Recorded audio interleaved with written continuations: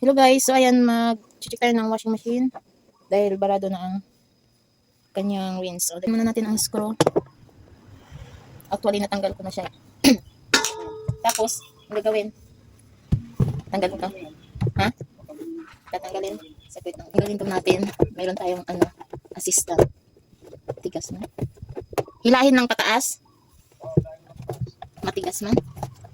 Ah. Ayun na siya. Ayan. Grabe. So, ayan guys, pakita lang natin kung gaano karumi. Tsaka, ayan o. Ay, sorry. So, ayan guys, oh. Ayan siya ang aming washing machine. So, dahil ang kanyang problema ay nabarado na. So, marami siyang yung hilo-hilo ng mga ating bleach sheet.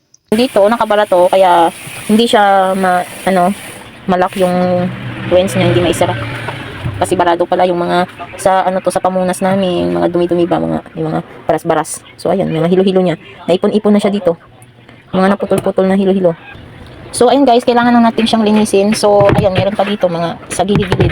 So kaya kung curious kayo sa inyong mga washing machine, diferensya, kailangan niyo talaga siyang buksan at i-check at linisan. So ayan nababara dito. Ayun, may mga nakabara.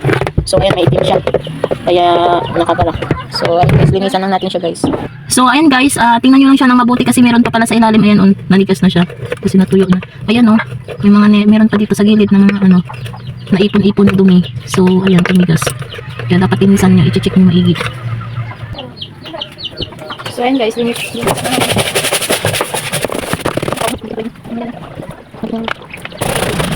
Hirap na siyang tanggalin guys kasi parang kalawang na siya. Yung dumi ng kalawang na siya. Tumigas na at dumikit na sa So ayan guys, lagyan na po natin ng ibabalik na po natin yung ating malinis na po siya. Hindi naman ayan, so okay na tanggalin. So dapat tingnan niyo mabuti, may spacer siya.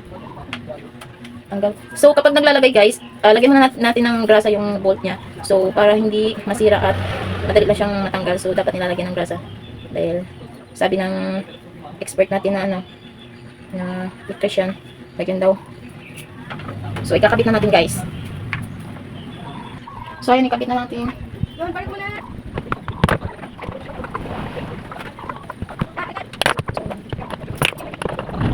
Tapos tingnan nyo mabuti guys kasi yan siya square, so may guide siya kung paano ilalagay. Baka magkamali po kayo, masisira ang inyong washing machine. So dapat tama ang inyong paglagay. So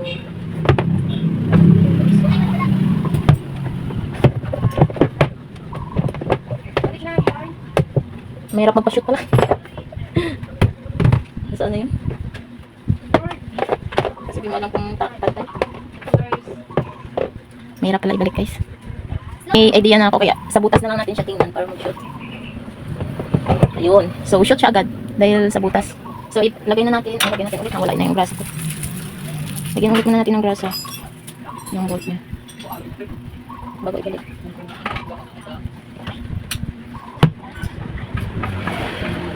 So ayun guys.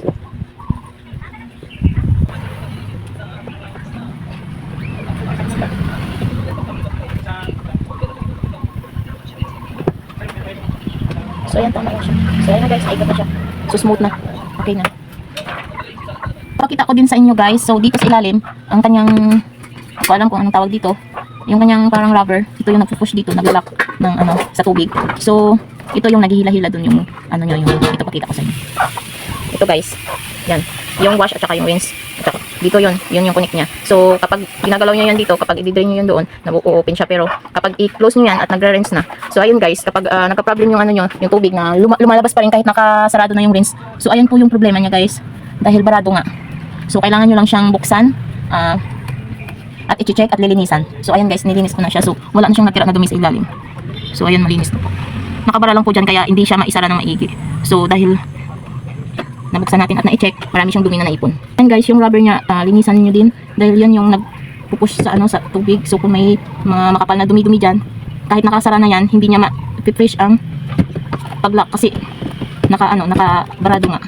At saka kailangan siyang linisan talaga para fit po yung kanyang pag-lock. Kaya yung tubig po, nagtataka tayo, natagas, laba tayo ng laba, wash tayo ng wash. So yung tubig nababawas, natatapon yung tubig, nauubos kasi nga hindi siya nakasarado maigi kasi barado. So ayan lang guys ang aking mai-share sa inyo na ideya. So ikabit na po natin siya. Ito may spring siya, yan yung nagpupush. So dapat tama rin ang inyong pagkabit. So, mayroon yan siyang ano, ito pala guys, mayroon siyang may lock siyang 4. So, parehas naman yata siguro yung mga ano ng washing machine. Diba? Or depende sa that. Pero, ayan guys. Itong sa amin, Panasonic brand po ito. So, ayan guys. Dapat tama daw ang pagkabit. So, ayan guys. Baliktad siguro kanina. Kaya ayaw mag-lock. So, nakaganito na po siya. So, nalock na po. Tsaka yung iskruhan. Tsaka niya po siya lagyan ng screw. So, may lock na siya nga po. Yung ano nyo, para hindi pwede nyo siyang palitan ng stainless para hindi kalawangin, tapos lagyan nyo siya ng gas sa baba ilagay guys para hindi siya mahirap tanggalin.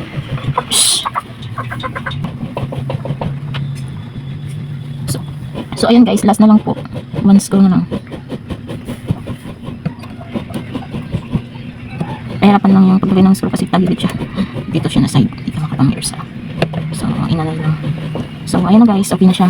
So yun po ang tamang pagkabit ng lock ng rinse. So ayan, check po natin. So ayan, pag nag-drain, inila niya. So ayan yung rinse. So ayan guys, ibalik na po natin ang ating kabit na po natin.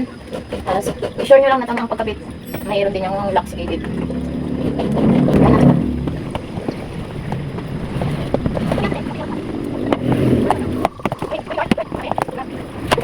Lagyan nyo lang siya ng grasa guys para hindi sira yung bolt niya.